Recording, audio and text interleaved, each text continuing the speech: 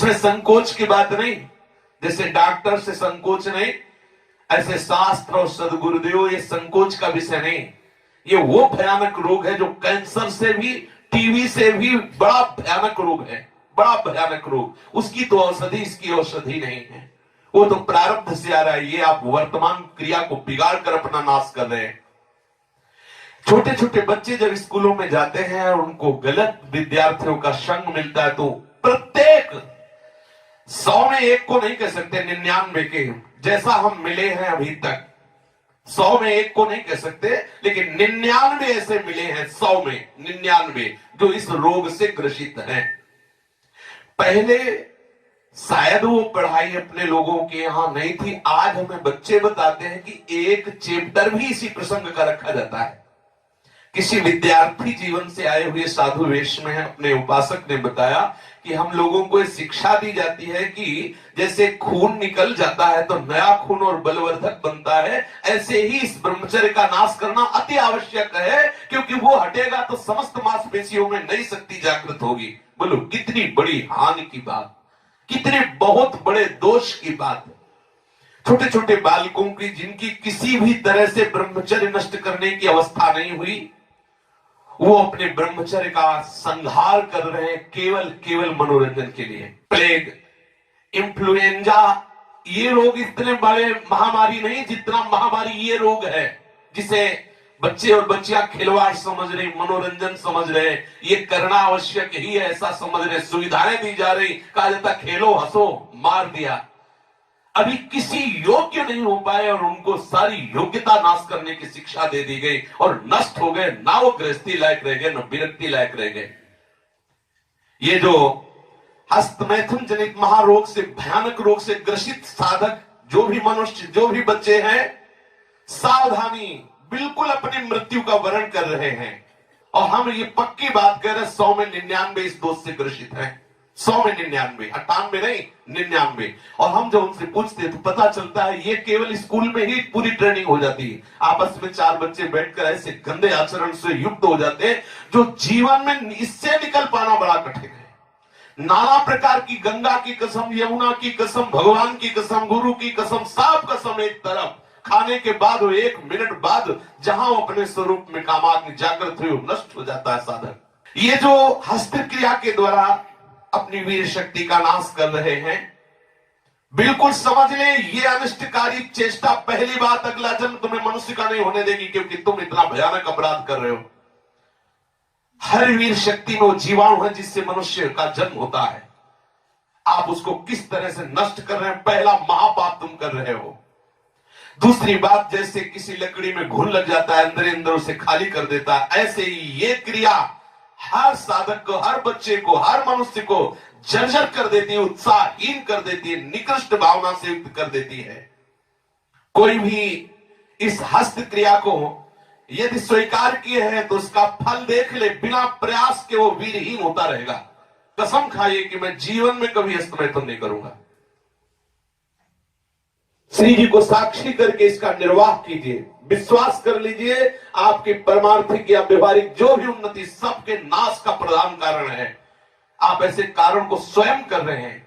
गृहस्थी धर्म में तो जब संयोग होगा तब होगा, आप इसमें प्रतिपल मर रहे हैं, प्रतिपल। और ये आपको इतना कमजोर, इतना परास्त कर देगा, आप भगवत मार्ग में चल नहीं सकते। आप इसे निश्चय करें, इसी क्षण निश्चय करें कि मैं कभी भी हस्त क्रिया के, तो कोई भी साधक हो, स्त्री या पुरुष, कोई भी साधक किसी भी प्रक्रिया के द्वारा हम ऐसा, जब तक गृहस्थ धर्म से युक्त होकर हम भगवत पूजा की भावना से संतानोत्पत्ति वाली क्रिया, वो अलग चीज, अपनी किसी चेष्टा के द्वारा हम ऐसा नहीं करेंगे। जो ऐसा करते हैं उनकी समस्त इंद्रियां दुर्बल होती जाती हैं, एक एक नस से उनकी शक्ति का ह्रास होता जाता है और उनके मुंह में पीलापन, सिकुड़न बिना वृद्धावस्था के से दिखाई देने लगती है।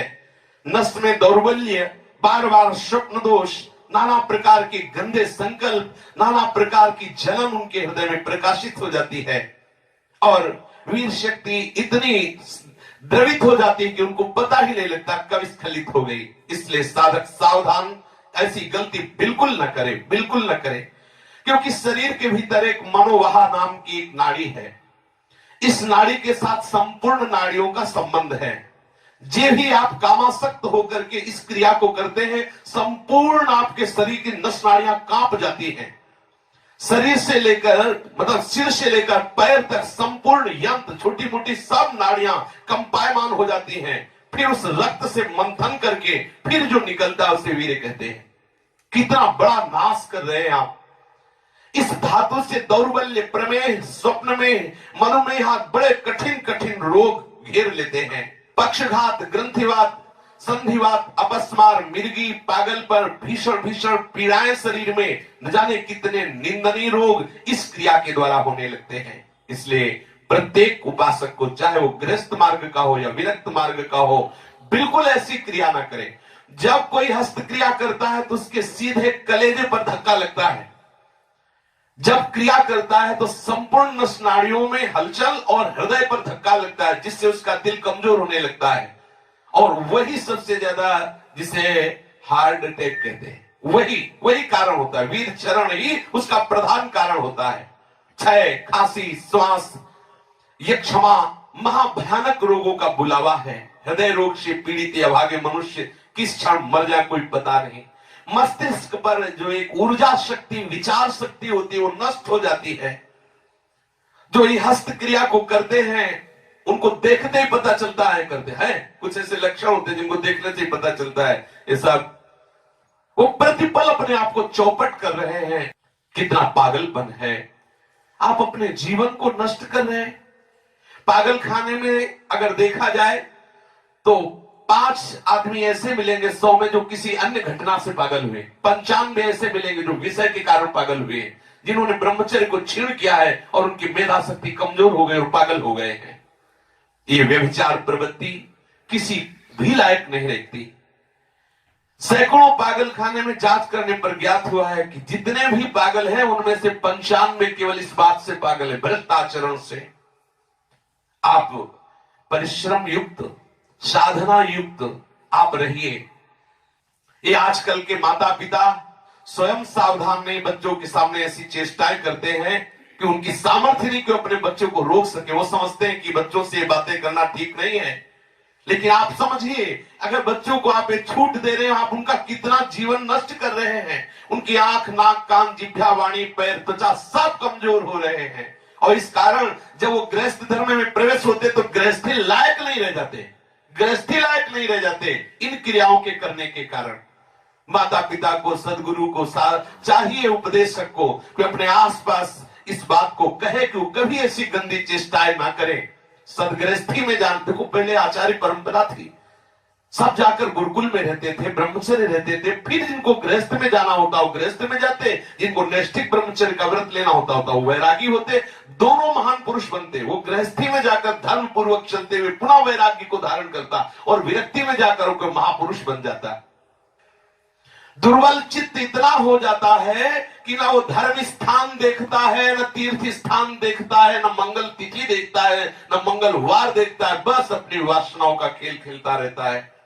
हजारों प्रतिज्ञाएं, हजारों धर्म चेष्टाएं सब व्यर्थ करने वाला ये महान दोष हस्त क्रिया, व्यभिचार प्रवृत्ति, इस पर अंकुश कीजिए, इसको आनंद मत मानिए। ये जो हस्त क्रिया के द्वारा शक्ति का नाश करते हैं, ये प्रतिक्षण काम से युक्त रहते हैं। इनके हृदय में वही चिंतन चलता रहता है।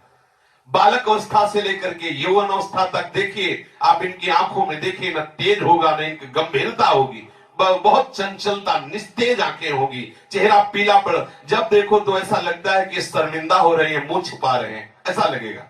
पहला लक्षण है।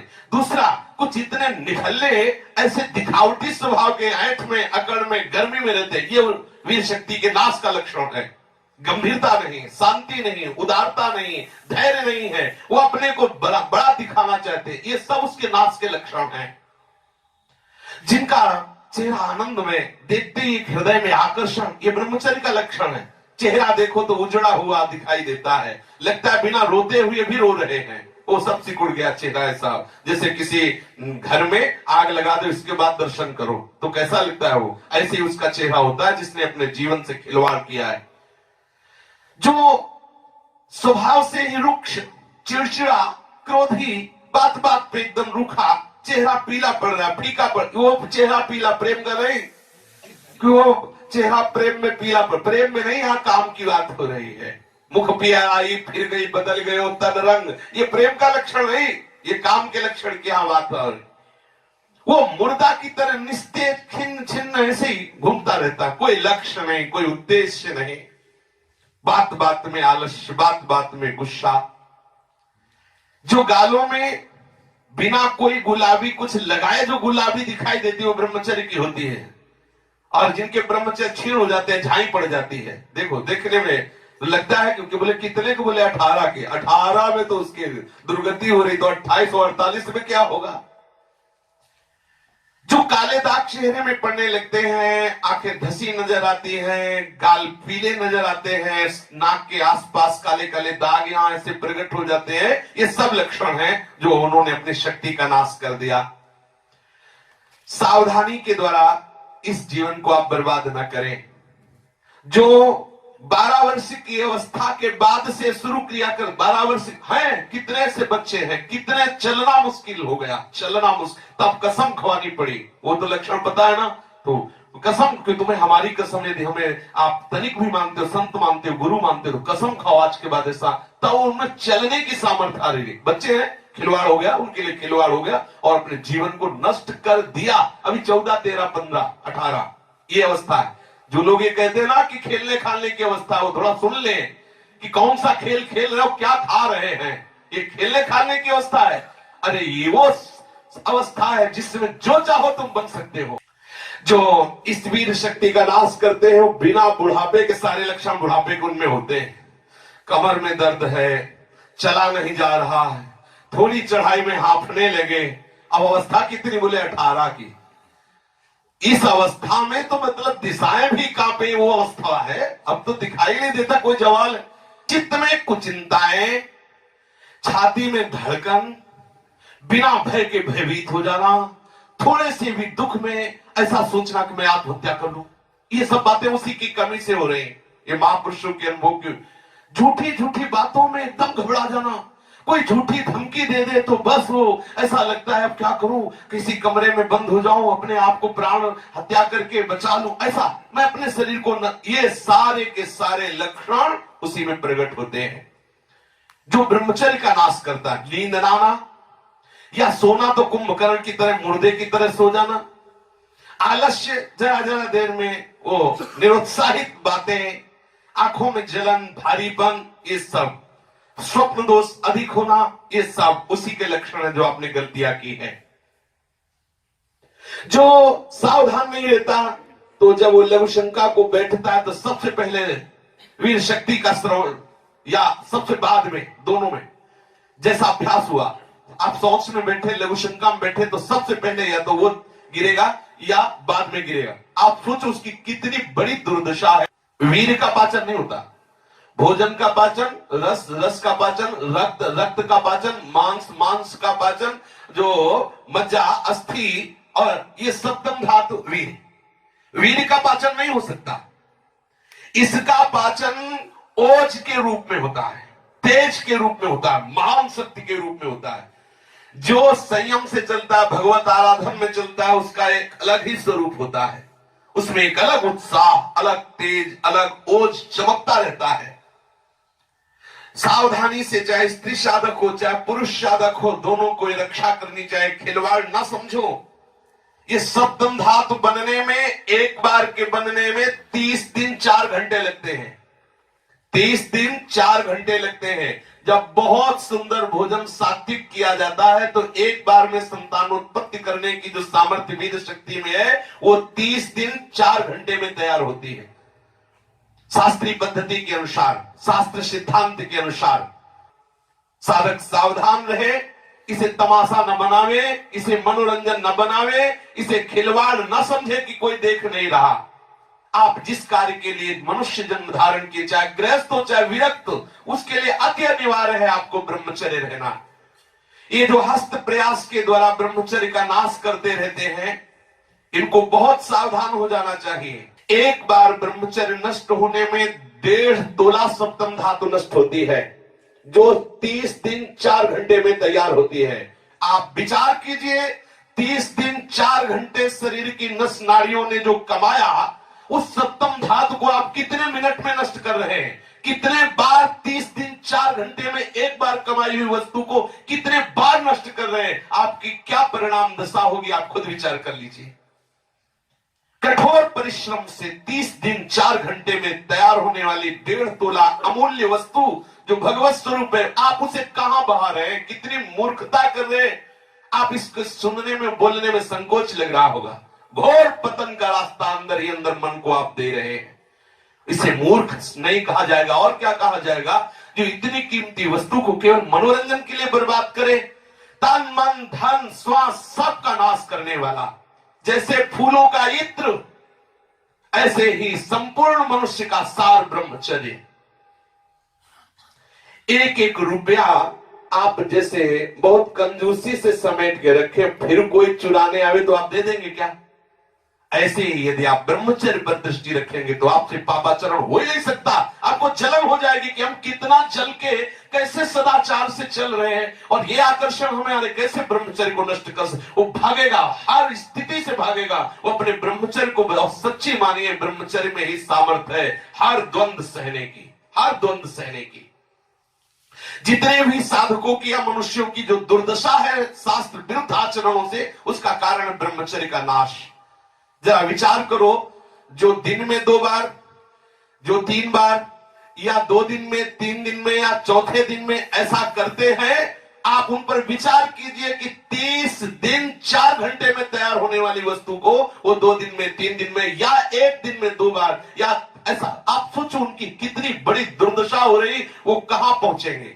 आज कसम खा लो, बार बार कह रहे हैं, और ये हम दूसरों के लिए नहीं कह रहे, अपने लोगों के लिए कह रहे हैं, अपने लिए कह रहे हैं। अपने लोगों को कसम खा लेनी है, हम भूल कर कभी हस्त क्रिया के द्वारा अपने ब्रह्मचर्य का नाश नहीं करेंगे। जो अष्ट मैथुनों में वर्णन, हम एकांत में कभी स्त्री से संभाषण कामुक होकर नहीं करेंगे, हम कभी एकांत में खड़े होकर किसी स्त्री को नहीं ताकेंगे, कभी वो हम चेष्टाएं नहीं करेंगे जिससे हमारा भगवत मार्ग रुके। जो गृहस्थ है उनके लिए भी यही नियम है, एक पत्नी व्रत धारण करने वाला ब्रह्मचारी ही कहा जाता है। इसलिए सावधान, गृहस्थी में भी जाना है तो तब तक ब्रह्मचर्य का पूर्ण निर्वाह करें जब तक आप गृहस्थ धर्म से युक्त ना हो जाएं, और यदि विरक्त है तो आजीवन आप भले चले थोड़े दिन, लेकिन इसको सह जाएंगे तो इतने आनंद में रहेंगे, इतनी शीतलता, इतनी द्वंद्वों से लड़ने की सामर्थ्य आएगी, इतना उत्साह भगवत प्राप्ति को होगा। आप खुद देख लीजिए।